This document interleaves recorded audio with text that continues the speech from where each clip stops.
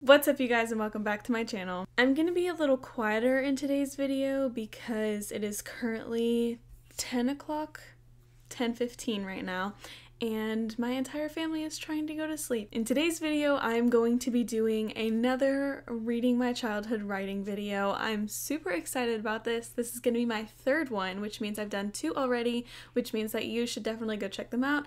They'll be linked in the description and also in the cards. Cowie Mandel is also making an appearance in this video. So today's short story, aka book that I started that I never finished, as per usual, is one that I wrote when I was about 13 or 14 years old, I believe. Unlike the first two stories that I wrote, this is actually an original story, so we're moving up in the world. It's 37 pages long, and I printed it out and begun to mark it up in red ink, as you can see here. I actually had my grandma edit it for me as well, so thank you, Mima, for reading this entire thing and marking it up and not telling me how trash it was, because believe me, it's not the best story. Chapter 1. A cry rang out in the stillness. Genesis Rivers. I jerked into consciousness. Moonlight danced across the floor and the sound of purring filled the air. My kitten, Dakota, was curled up in a tiny ball at my mound of feet. I sat up and looked around for who or what made the noise. It must have been a dream, I thought, and laid back down. Genesis, wake up, please. I got up and raced to the window. The moon cast an eerie glow onto the trees below. In the midst of the shadows, one moved. I bumped my nose against the window trying to see out.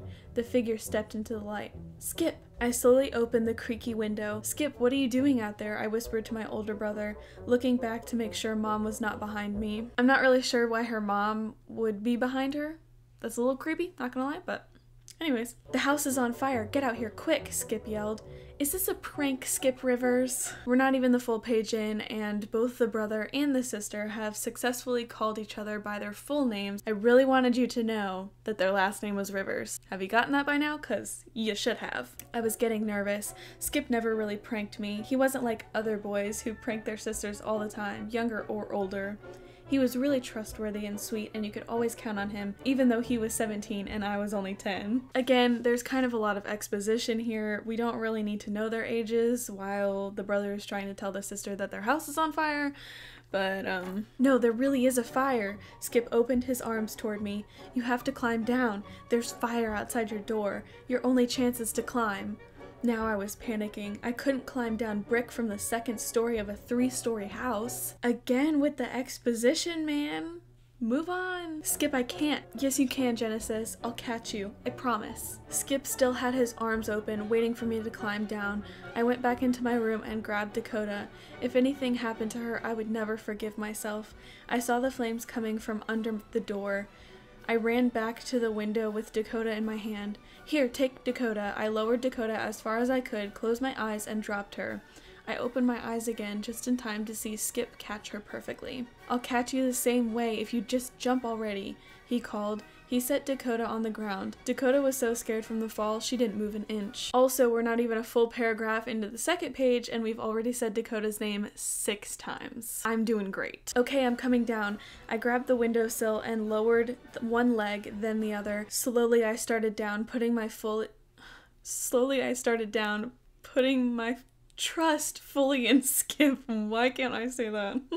Every single time I go to film these videos, I can't speak anymore. I tried to grab a brick, but my hand slipped and I almost fell on top of him. Jump, Skip called from down below. Are you crazy? Do you think I have 9 lives or something? I questioned. Just do it. I could tell Skip was freaking out. My heart was pounding as I let go of the sill and pushed with my feet. I landed right in Skip's arms, just like he promised. Are you hurt anywhere? Skip asked, sounding like Mom. No, I just scraped myself on the way down. I showed him my scrape so he could rest at ease, knowing I wasn't injured or something tragic. I'm calling 911. He set me down gently and took out his cell phone. I figured he'd grabbed it on the way out after seeing the fire. So good of you to figure that. I picked up Dakota, who was now shaking in fear. There, it'll be okay. Mommy's got you, I soothed. I stroked Dakota's black and white fur, trying to calm myself down as well. All of a sudden, a light bulb hit me. Mom and Daddy! Skip, what about Mom and Daddy? I tugged on his shirt sleeve just like I did to Daddy when I was 6 years old. Very specific. Skip pulled away from me, talking to the operator now. Yes, ma'am, our address is... Skip, I screamed. What is it? Can't you see I'm on the phone? And with 911. What about Mom and Daddy? Are they still in there? I was hugging Skip's arm against my stomach in fear of what he would say. Yes, they are still inside, he said. He seemed scared, but calm. How can you be calm in a situation like this? I yelled at him. All he did was tell me not to go inside and went back to talking to the operator. Meanwhile, you're stopping your brother from calling the people who are gonna help your mom and dad, so shut up, little girl. I looked up where Mom and Daddy's window was. There was no fire coming from that direction. That was a good sign. Then a flash of reddish orange caught my eye. I looked into my window and the whole room was in flames. I thought of all the things I had lost. My baby album, my teddy bear from when I was a newborn. Lots of things I didn't find super special until now. I could feel the hot tears rolling down my face, hot tears streaming downward. I hugged Skip, tears falling fast. I have a feeling she's crying at the moment and I don't know why. The warmth of Skip's hug was just what I needed at the moment. I thought of what would happen if we lost Mom and Daddy forever. Where would we all live? I clung to the thought that Mom and Daddy were still in there somewhere, just stuck inside their bedroom. Why would they not be inside? What? I could hear the sirens coming down the road. Not the sirens that we heard along the road when we would stop to pray for people that needed it, but the sirens that we hoped meant someone was praying for us like we did for them so long ago. The fire trucks were coming down the driveway. I ran toward them, holding Dakota still, with Skip trailing along behind me. The firemen hopped out of the truck and brought out their big hose. They headed towards the house while I was still crying. One of the firemen came over to us. "Is this young lady hurt or burnt in any way?" he asked. "What about the boy?" I love it when there's two children and the fireman only cares about the girl. Can we talk about that for a second? I buried my face into Skip. I felt a little ashamed from hiding from the man that was helping us, but I didn't want to talk to anyone. I hugged Dakota closer to me in fear the fireman would take her away. Why would he take your cat, honey? He's not gonna take your cat. "No, she's not hurt. She's just really scared," Skip said, speaking for me. He hugged me tighter and walked me over to the driveway away from the house. "Okay, Genesis, here's what's going to happen. The firemen are going to take us to the hospital in ambulances. The doctors at the hospital are going to check us out just in case. So don't be afraid if you hear more sirens coming. And keep in mind I'll be with you the whole time," he reassured. So if they're both fine, why are they going to be taken to the hospital in an ambulance? The math isn't adding up for me. He set me down carefully and went to talk to the fireman. I sat on the ground like a 3-year-old, bawling my head off. Dakota was trying to reassure me by purring still and rubbing her cheek on my leg. I didn't really know why I was crying. Maybe it was because I was scared. Maybe it was because I didn't know if Mom and Daddy were okay yet or not. Maybe it was because I felt bad for anyone else who had ever been in a fire before. I didn't really know. I was just crying. It's a traumatic situation. Why would you... Crying like a 2-year-old would have if his favorite toy had been taken away from him. Crying, bawling, sobbing. I have the feeling again that she's, Like upset? Don't know where I'm picking that up from, but I decided to give up. Crying wouldn't help anything. Besides, Skip wasn't crying. I love how she can just like give up crying, like she's in the middle of crying and is like, you know, this is probably a useless waste of my time. I'm gonna stop now. Okay, sweetheart. The firemen are inside checking to see, the fireman said. All we can do is wait it out. Skip sighed and walked over to me. They'll see if Mom and Daddy are in there? I asked, drying my tears. Again, why would they not be in there? Like, they were sleeping in their bedroom, right? Skip left me and went over to the nearest tree, sat down, and closed his eyes. By now it was probably 4 o'clock in the morning. Skip needed his rest. But there was one thing I still didn't know about. "Hey, Skip." I sat down next to Skip. "Why were you outside when you told me there was a fire?" Maybe because there was, a fire? Just a thought. I woke up needing to get a drink. I got up and started downstairs when I saw there was fire outside your door. "I ran outside and called you down then," Skip answered. Oh, there were no words. Just because Skip was thirsty, he saw fire and saved my life. Literally. Literally. It was then and there I got on my hands and knees and prayed to God, thanking him for allowing Skip to rescue me. I asked him to spare Mom and Daddy's lives and prayed they were safe. The fireman that was talking to Skip earlier, Joe, sauntered over to Skip and I. How did they know his... "We found your mom. Your dad hasn't been found yet, though. The fire is out and we're all still searching." "They haven't found Daddy?" I asked, giving him my pleading eyes. Again, I'm just gonna ask. If the mom and dad were both sleeping in the room, why would the mom be found and not the dad? Daddy's not in his bed. Joe left us to think about the news he had just given us. Chapter 2. I didn't cry for Daddy at all the day we buried him. He died. I sat there, mourning inside, but stiff and statue-like on the outside. Frankly, I didn't want to cry. Again, man. She's got like sass. She's like, I don't feel like crying. Deal with it. Mom was weak from the fire and staying at the hospital.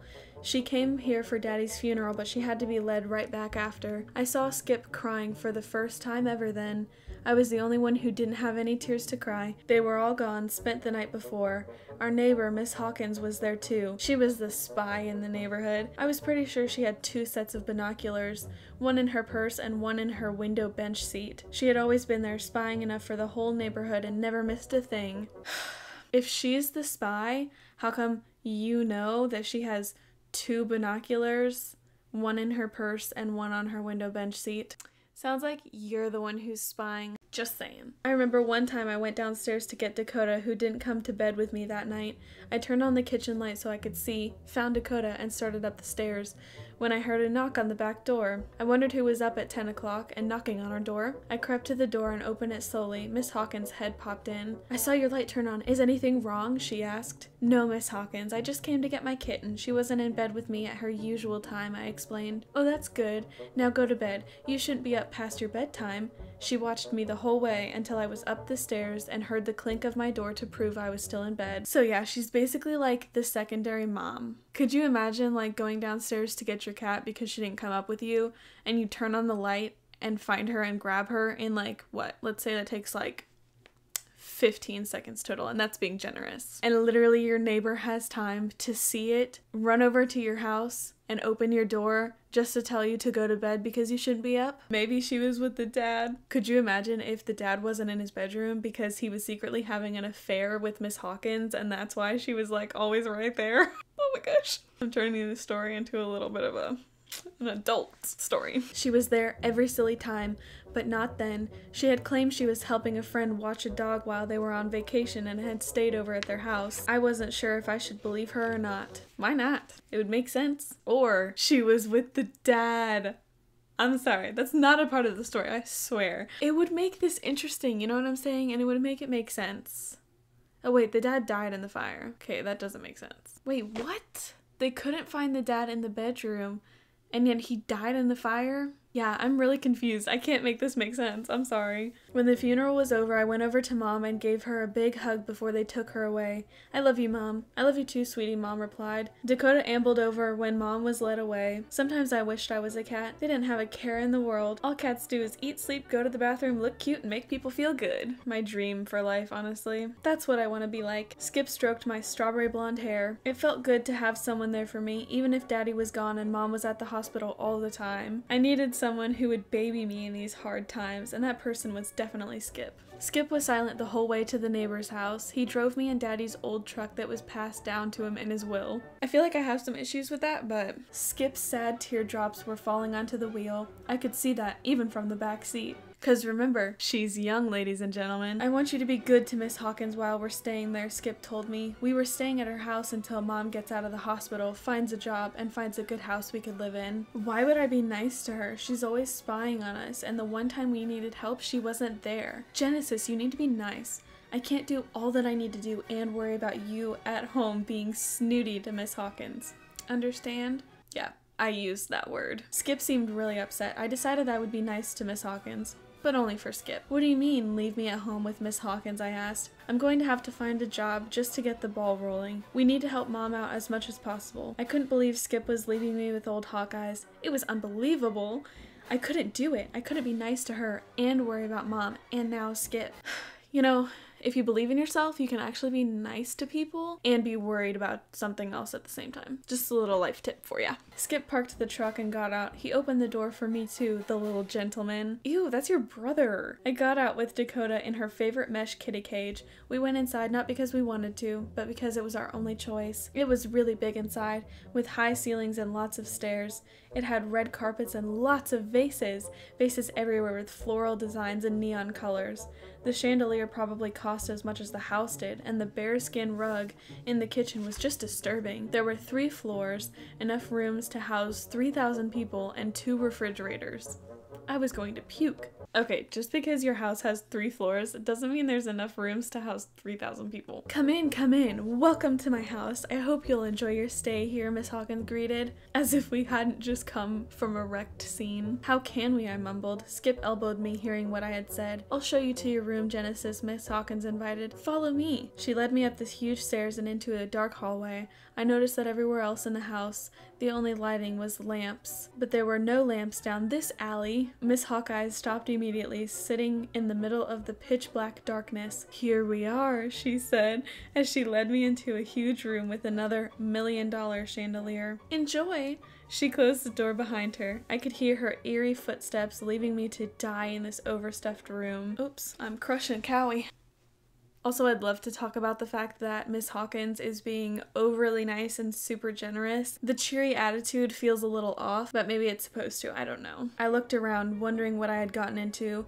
The bed was twice as big as Mom and Daddy's king-sized bed back home. The mattress was 10 stories high. Well, it felt like it, and there were a lion's head suspended over the headboard. There were 2 chairs in the room, one half the size of a couch and the other in front of a brown desk with pens and pencils everywhere. I sat down on the bed and nearly sunk into it. I decided to go see what Skip was doing. I walked down No Lamps Alley, the dark and treacherous journey. So dramatic. I heard Skip talking to Miss Hawkeyes in the room furthest from mine on the 2nd floor. I wondered why she didn't put us close together. Beggars can't be choosers. I knocked on the door, waiting until Miss Hawkins opened it. She looked mad, as if I had interrupted their conversation. Well, you have. So, your brother doesn't know what's good for him, she said, and left me and Skip alone. What was that all about? I asked when I entered. Oh, Miss Hawkins wanted us to go out for dinner. I told her it would be too expensive for her. I think she wants to baby us. She's never had children. She wants to have that feeling. Also more exposition, at least it's in the form of dialogue this time, but like, I'm not feeling it. Well, I'm glad you told her no. I don't want us to become part of her family. Okay, she's literally offering you dinner. Just take it. Be nice to this old lady. I just feel like we haven't established a true hatred for this lady, and yet all characters seem to hate this lady, even though the only thing that she does wrong is spies on people.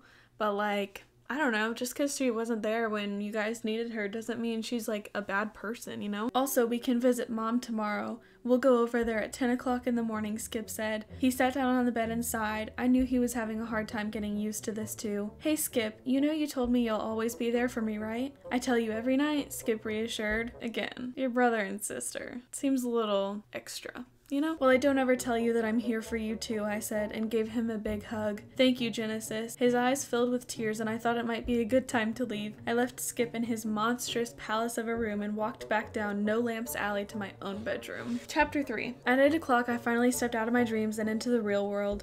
Dakota had moved out of the packed bed, and lying next to my feet, there she was. I swear I read that right. Like she was every night. It was our little routine. I hopped up and went to the bathroom I had found last night. Also, there was a chandelier. What was up with that woman and chandeliers? A clawfoot tub and a golden handled sink. I reached for the toothbrush. Miss Hawkeyes didn't keep a toothbrush in the bathroom for everyone's use, but she had gone out and bought Skip and I clothes and everything we needed for the stay. And toothbrushes were definitely on our list of needs.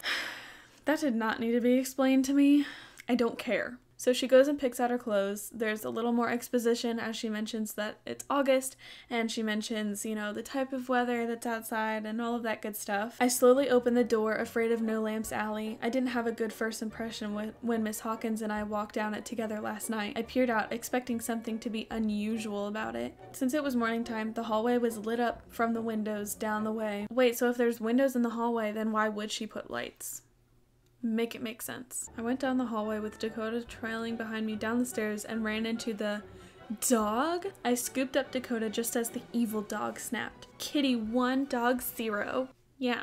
I took Dakota back upstairs and put her in my bedroom. She ran like the dog was still chasing her, her fur up and tail as twice as it was this morning. I sat on the stool at the table. Skip was already eating a hearty breakfast of cinnamon rolls. Okay, that is not a hearty breakfast. Clearly, I knew exactly what I was talking about when I was at the ripe age of 14. Morning, guys. How's every little thing? Miss Hawkins asked, walking into the room. There it was, her favorite saying.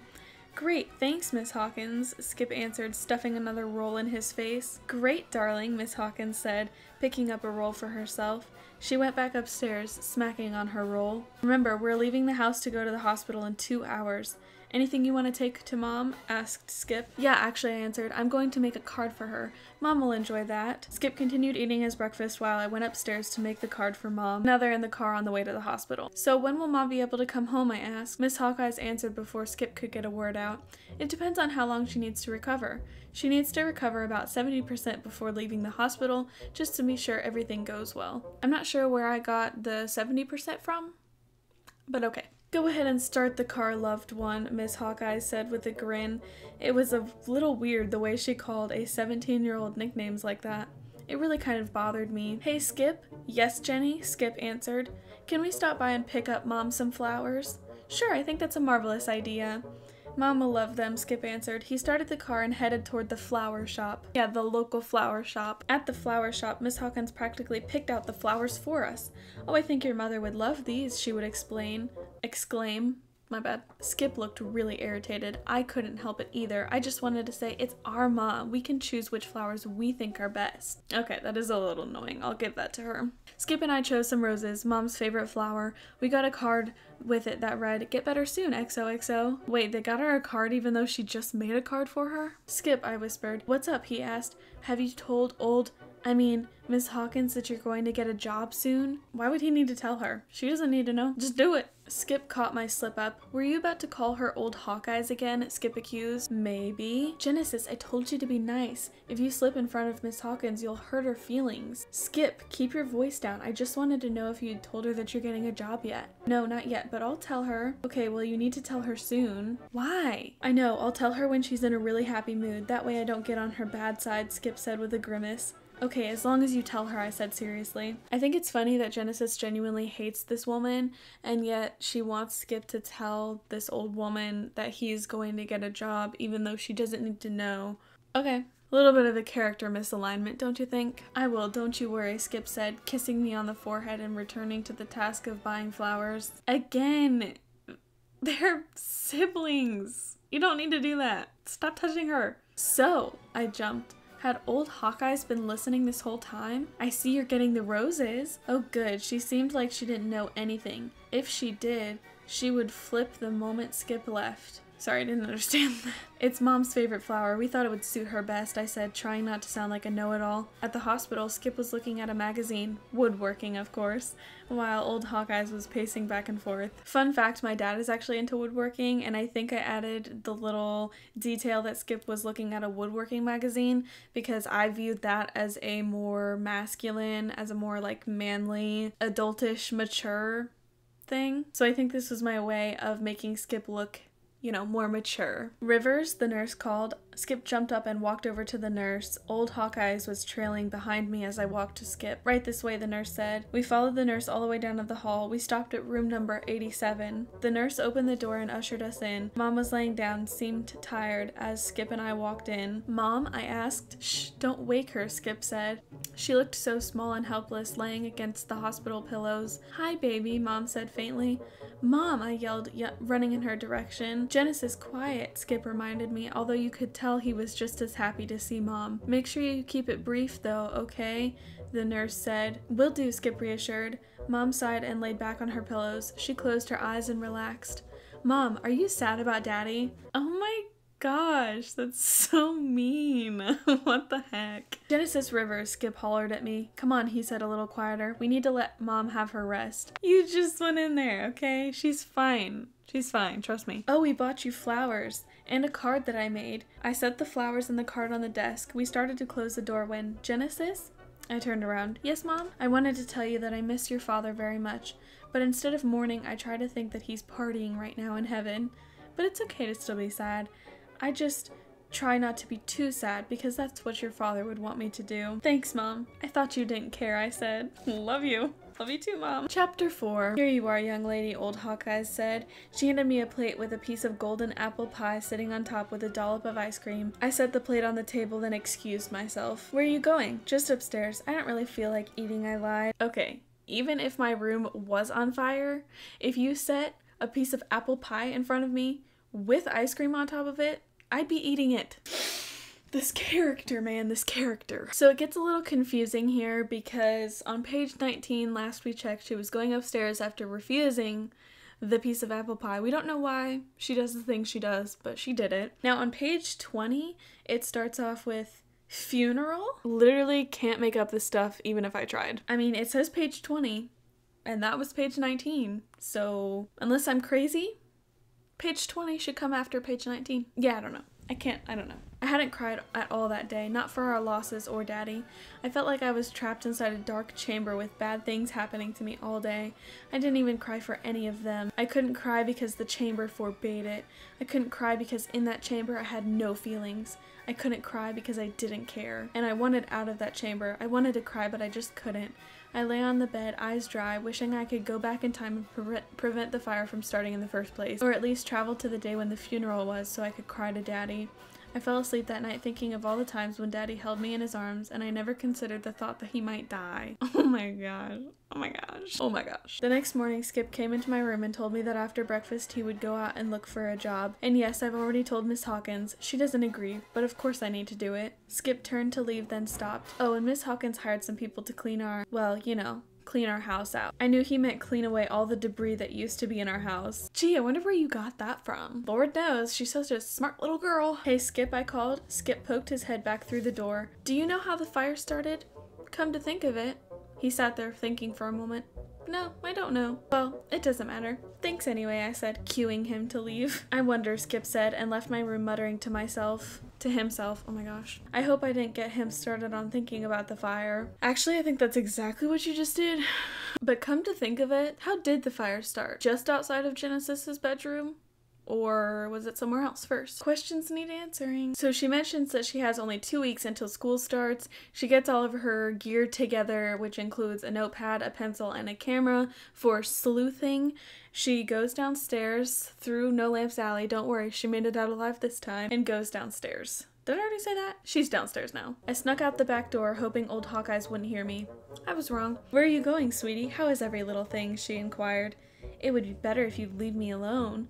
But I said out loud, great, just going to get some fresh air. So cruel. I went out the back door before she could respond, telling me I had to eat a proper I went out the door,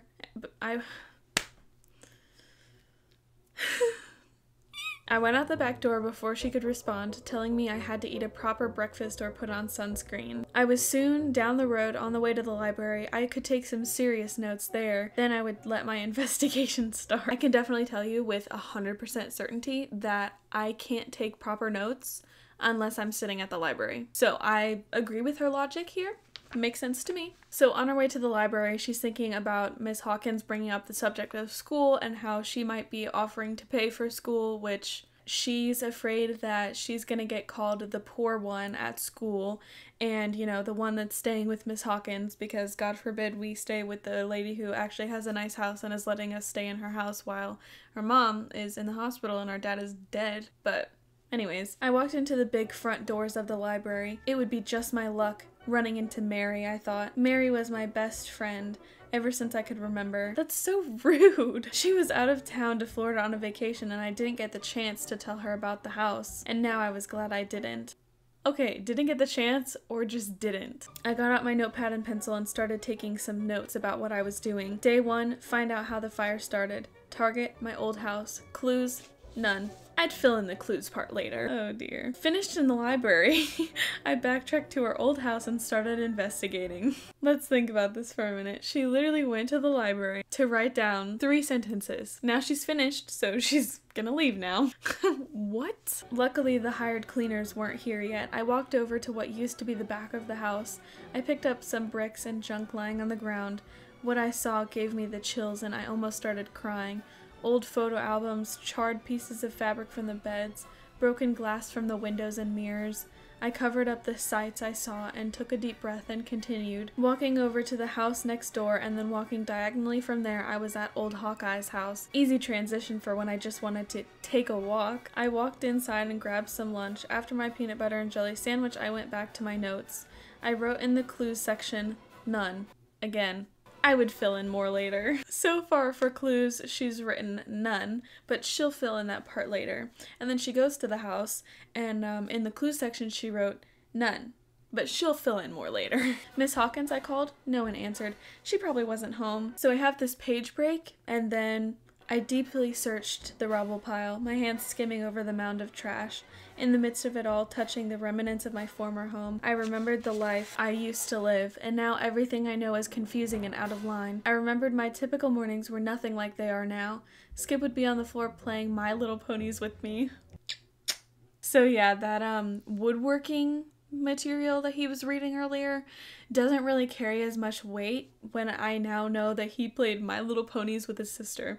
So, he never said a word of how childish they were for him. Mom would be sitting reading the newspaper, drinking a cup of coffee. Daddy always insisted on making me breakfast. We all knew that Daddy cooked breakfast, and Mom cooked lunch and dinner. Mom said Daddy's famous berry pancakes with whipped cream was too much sugar for breakfast, but he made them anyways, and every morning Mom reminded us how much she didn't like it. She would start off by eating oatmeal, the healthiest breakfast choice we had in the house. When Daddy set the pancakes on the table, Mom would sit up straighter to be more pronounced, and then she would sigh, but this wasn't your typical sigh. When Mom did it, that meant that Daddy would have a stern talking to later about how these children are spoiled. But she must not have minded too much, because when she sighed, Daddy would tip her chin up with his curved finger, getting whipped cream on her face. Then she would laugh and they would kiss. I don't like that. Actually, I don't like that at all. I stopped daydreaming when something brown and pointy punctured my hand. Another page break. I jolted awake,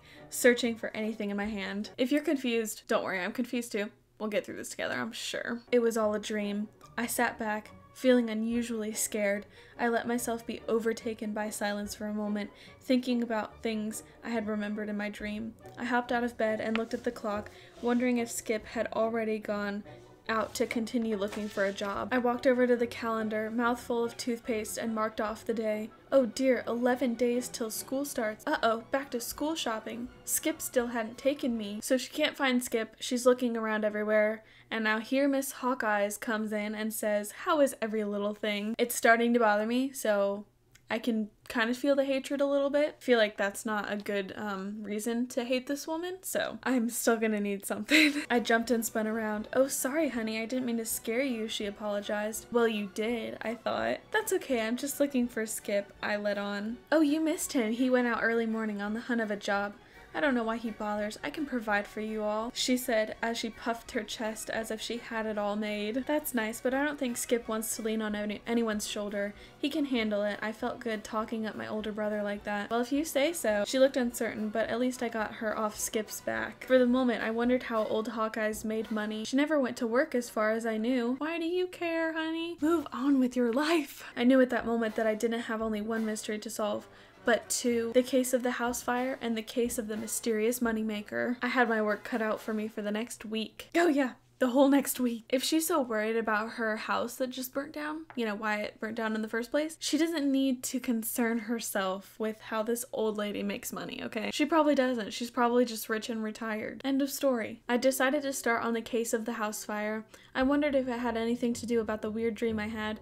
I sighed and leaned against the counter. Why did old Hawkeyes have to be so mysterious? I mean, she spies on everyone all the time, but the time we had a house fire, she wasn't there for us. It was 1 in the morning when Skip called me down from outside. Sometimes old ladies sleepwalked, but Miss Hawkins probably would have mentioned it if she woke up somewhere other than her bed. I figured I should give my head a little break from old ladies and work on the case of the house fire. Oh my gosh, she's so rude to this lady. I jogged down the street to her disintegrating house. You mean disintegrated. I felt like I was digging a hole in my insides when I took a look at our home again. I closed my eyes, thinking back. All the good times we had in this house, and now it's all rubbish. Piles of junk. Suddenly all I wanted was to be sitting in my bed holding Dakota tight, forgetting all the things I'm thinking now. But instead I was here, looking at all my memories smashed under the rubble of a dead house. Welcome, ladies and gentlemen, to Chapter 5. I pondered the time for a while and thought about getting some lunch. I changed my mind, knowing I couldn't tear myself away from this case. I was already buried too deep in it. Over the course of 2 hours, I had found charred pieces of wood, piles of metal, and no colors other than grilled black. Just then, something came to me.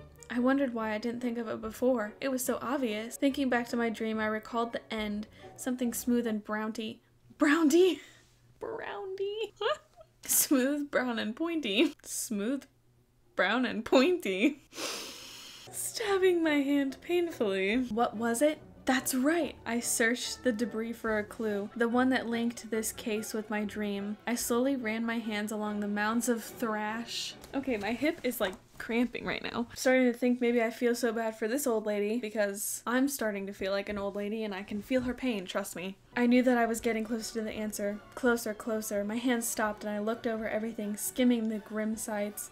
I knew I would find whatever I was looking for. Whatever was in my dream, I knew I would see it soon. But nothing came to me. So we're just gonna like move on or whatever. Like that was a lead, but now it's not a lead anymore. Sitting down to the rubble, I questioned it all. If there was only something I could have done to prevent this from happening.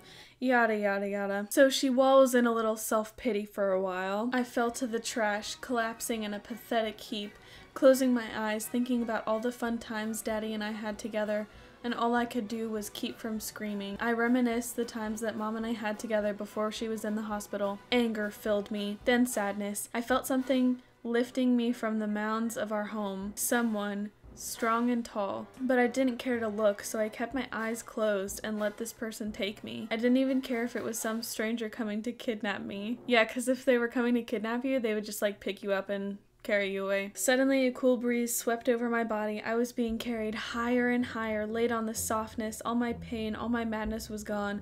I was in the present and I could change nothing about the past. I didn't know why, but I found myself embracing everything that happened. I couldn't change it and I had to lean to live with it. I longed to cry. Another page break, which were just loving. I wake, tossing and turning in my bed. I gazed through sleep-filled eyes around the room. I was back in the familiar setting of Miss Hawkins' house. How are you feeling, Angel? Skip's refreshing voice lulled me. Again, your brother. Just word of advice. I just feel a really strange vibe between the two. This makes me a little uncomfortable. What happened? I clutched his outstretched hand.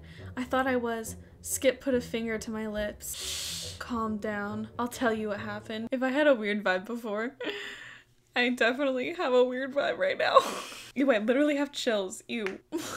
Skip then proceeded to tell me how Miss Hawkins had seen me out the window laying on piles of trash. He told me how she remembered when he was going to look for a job and Miss Hawkins went there to find Skip and bring him home to come and get me. So she went to find Skip instead of just going to help the girl out. But instead she went to search for Skip to find him and then was like, go get your sister. So she drove me home in her car so that I could come and get you. Then I brought you home and you slept all night without a sound. Skip kissed me on the forehead and got up to leave. Can we please stop? Please, no more. I can't take this anymore. Ew. Are you okay? He asked, seeming concerned. I want to know if you're not handling this well. She's not. Trust me, she's not. Look, if you have anything to talk to me about, let me know, okay? Skip left the room, blowing me a kiss. I feel like my battery's gonna run out, not because I'm taking so long to read the story, but because I'm taking so long trying to process why. Just why. That's a little far, I'm not gonna lie, that's a little far. I feel very uncomfortable right now. I bet I knew why Skip seemed so troubled. He was probably curious to know why I was at our old property for so long. I mean, if the shoe fits. I wanted to tell Skip I was on a mission to find out how the house fire started, but he would start worrying about the fire too, and he didn't need that. Instead, I flounced into No Lamps Alley and passed the staircase into Skip's room. Skip was sitting on the couch reading his favorite Harry Potter book. He looked up when I opened the heavy doors. I instantly smelled the fragrance of a sweet-smelling candle. It smelled like pumpkin. Hey, Genesis, Skip greeted me, setting his book aside on the table. Did you want to talk to me? I ambled over to Skip and made myself comfortable on the couch. I feel like the mood changed like really fast there. I forgot to tell you that we need to go back to school shopping. Don't worry, Jenny. I haven't forgotten. I just haven't had time, but I'm sure if you ask Miss Hawkins, she'll take you. But I can't go with her. I mean, back to school shopping is always a family outing. I don't understand. Why are you letting Miss Hawkins steal everything from us? We haven't seen Mom in 2 days. I just want everything to be back to normal. Ugh. In her defense, I get that she's dealing with a lot, so it might just be coming out in the form of back to school shopping is a family outing and not a woman who takes care of us outing, but whatever. Move on. Genesis, wait, we need to talk this out. I'm sorry, Skip. It's just, I feel like Miss Hawkins is taking the place of Mom. I'll give her that one. No, Miss Hawkins would never replace Mom. She's just filling in for her. So, like, temporarily replacing her. Gotcha. I know it's hard for you, but I can't take you. I have to keep on looking for jobs. Okay, I'm sorry I blew up at you. And don't worry, we'll go see Mom later tonight at 6. Thanks, Skip. I love you. I said, kissing him on the cheek tenderly. I swear if there's any more kissing from brother to sister or sister to brother. I'm gonna set this story on fire. So now we have another page break and she's getting ready for another day. More useless information is thrown in about how she's getting ready and her cat and blah blah blah. No one cares. Back to the story. Downstairs, Skip was talking to Miss Hawkins about the mortgage. I really think we should pay you for something, even if it's only a small percent, Skip reasoned. Absolutely not. What were you thinking? You're a guest in this house. When I took y'all sweeties in, I hate the way she called us that, I expected no money. And I still don't. Good for you. Good for you. Stick up for yourself. Miss Hawkins wasn't taking no for an answer. No, actually she wasn't taking yes for an answer. My grandma circled this and put not consistent because it doesn't make sense, and I'm glad she pointed it out. I figured I should step in the room before an argument broke out. I flounced in, looking around as if I hadn't heard the previous hostile conversation. Skip was in his usual attire, patchy jeans and a redneck short sleeve. I didn't get why guys always went for jeans, even on the really hot days. Another page break, and now they're in the car. Miss Hawkins, I called from the back seat. Yes, baby? Oh, I was about through with this nonsense. Sweetie, honey, and now baby? What was up with this woman? I decided to shake it off. She was housing us after all. If Mom's condition is 10 times better than last time, will she be able to come home with us? Again, I'm not sure where we're getting like the numbers and like 70% and 10 times better. Like, I'm not sure, darling. We just saw her 2 days ago. Her state might not have changed at all. Darling? That was too far. That was what Daddy used to call me. I could see Skip cringe in the driver's seat while making a left. He noticed it too. I tried to hold it in. I really did. But I just couldn't. She was just so mean. I burst out crying, wishing Dakota were in my arms, purring as usual when I was upset. Poor old lady. She's trying to do her thing. She's trying to be nice and take y'all in. Y'all just keep making it hard for her. Oh, perfect. We have a blank page here. That's nice. And now we're on to chapter 6, the final chapter in this story. I know it's just about to end. I'm so sorry. At the hospital, none of us mentioned the dramatic incident. We sat down in the usual hospital chairs, bouncy but comfortable, waiting for the nurse to call us back. Skip leaned back and started tapping on the arm of his chair. After sitting in the waiting room for about 10 minutes, we finally got called back. Mom was laying in her bed looking more lifeless than ever. Skip, what's wrong with her? I said, squeezing his hand tighter. She's fine, he sounded hesitant. She's just getting some of her much-earned rest. You aren't lying to me, right? I hated to ask, but I had to make sure she wasn't just sleeping. Wait, I had to make sure she wasn't just sleeping?